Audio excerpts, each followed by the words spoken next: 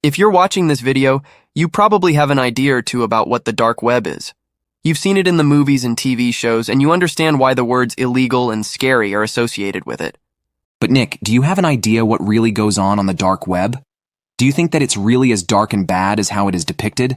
Let's find out. What's up, guys? It's Nick. And it's Josh, and we're from Eventful Insights. Today in this video, we'll be talking about a place on the internet that can only be accessed through a special browser, the dark web. Together, let's find out what the dark web really is, its history, and the reasons why you should not visit it. Before we begin, would you like to know a fact about the dark web? Then answer this question. Which country do you think has the highest number of users of the dark web? You have 5 seconds to comment your guesses below.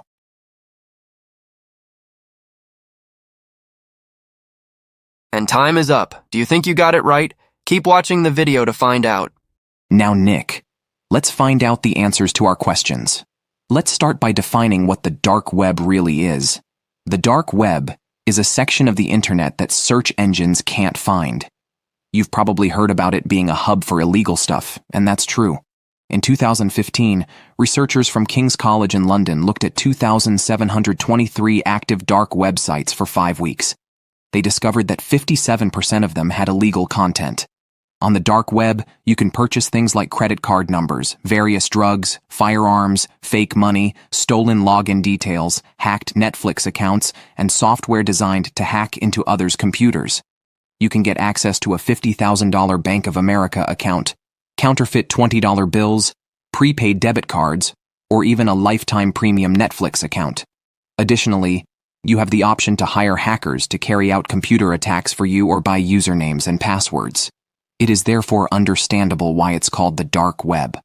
However, not everything on the dark web is against the law. There's a legitimate side to it as well. For instance, you can participate in activities like joining a chess club or being part of Black Book, a social network often referred to as the Facebook of Tor. Thanks for that, Josh.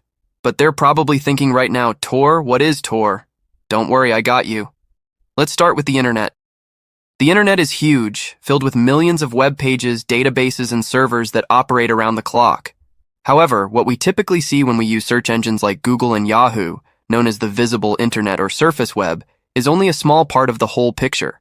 So, the open web, also known as the surface web, is like the top layer of an iceberg that's visible above the water. If we think of the entire web in this way, the open web makes up less than 5% of the total internet. It includes familiar websites accessed through common browsers like Google Chrome, Internet Explorer, and Firefox. These websites typically have registry operators like .com or .org and are easily found using popular search engines. Search engines can find these websites by following visible links, a process called crawling, where the search engine moves through the web like a spider to index its content. The deep web is like the massive part of an iceberg hidden below the water, making up about 90% of all websites. It's so huge that we can't know the exact number of active pages or websites at any given moment. Simply put, the deep web includes everything on the internet that isn't indexed by search engines like Google, making it inaccessible through regular searches.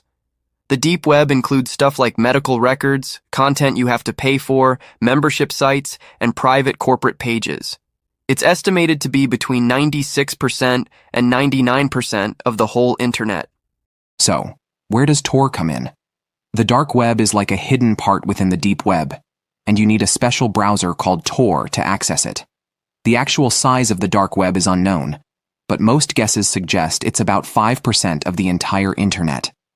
Much smaller than the small surface web, the dark web is seen as a section within the deep web. Picture it like the bottom tip of a submerged iceberg in our ocean analogy. The dark web is extremely hidden within the deep web, and most people won't ever come across it or even know it exists. To put it simply, the deep web encompasses everything below the surface that can be reached with the right software, and that includes the dark web. The dark web used to be the territory of hackers, law enforcement, and cyber criminals. But nowadays, thanks to new tech like encryption and the anonymous browser tool Tor, anyone who's curious can explore the dark web. Are you one of those curious to visit the dark web? Now, why don't we take a little break and have a quick question and answer game? Take a guess to this question. When do you think the modern dark web we know today was first used? Is it A, 2000, or B, 1990s? We'll give you 5 seconds to comment with your answers below.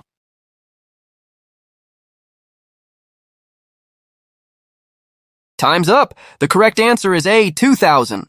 Since we're already talking about it, let's briefly go through the history of the dark web.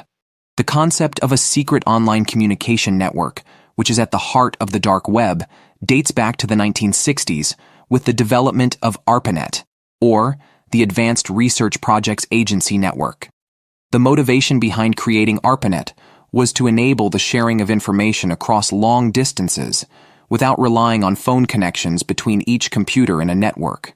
Fast forward to 2000, Ian Clark, a student at the University of Edinburgh, wanted to come up with a fresh method for people to communicate and share files online without revealing their identity.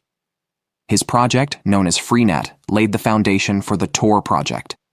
Tor was introduced in 2002 and introduced as a browser in 2008. Since then, through Tor, users gained the ability to browse the internet entirely anonymously, allowing them to explore websites associated with the dark web.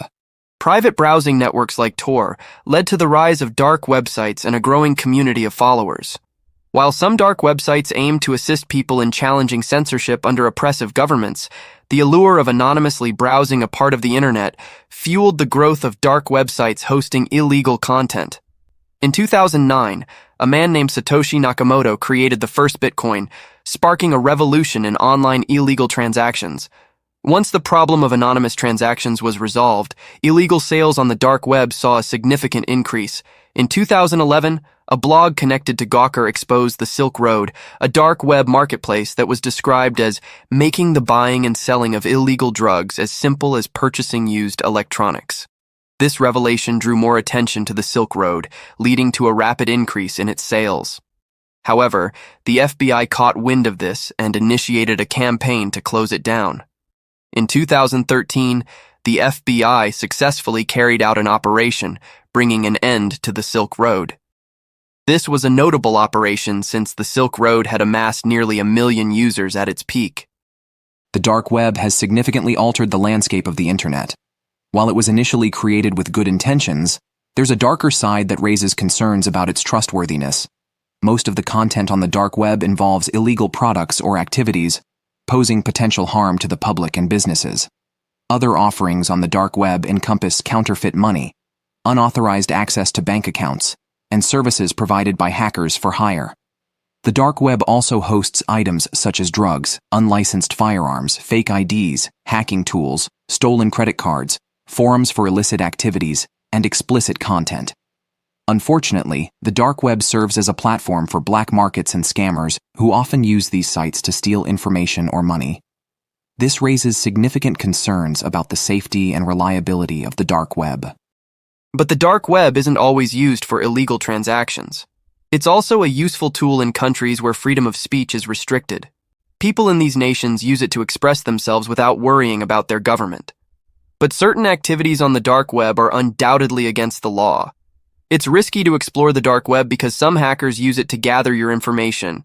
There's a chance that some websites are scams aiming to obtain your personal and financial data. They can also gain access to your computer just by browsing through these sites. Other dangerous activities in the dark web also include ransomware attacks. Ransomware attacks involve threatening to misuse your personal and financial information unless you pay up.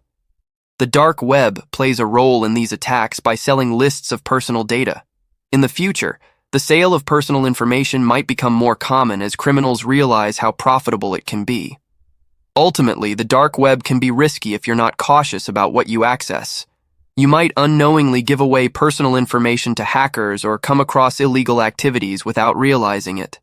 There's also a risk of encountering disturbing material that could cause psychological harm.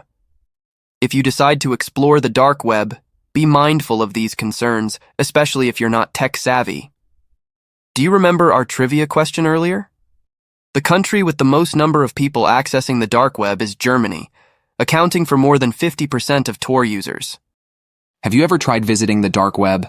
If not, do you think you will ever give it a try after watching this video? Tell us what you think in the comments below. And if you enjoyed watching this video, support us by giving it a like, subscribing to our channel, and ringing the notification bell to get notified on our next video. Thanks for watching.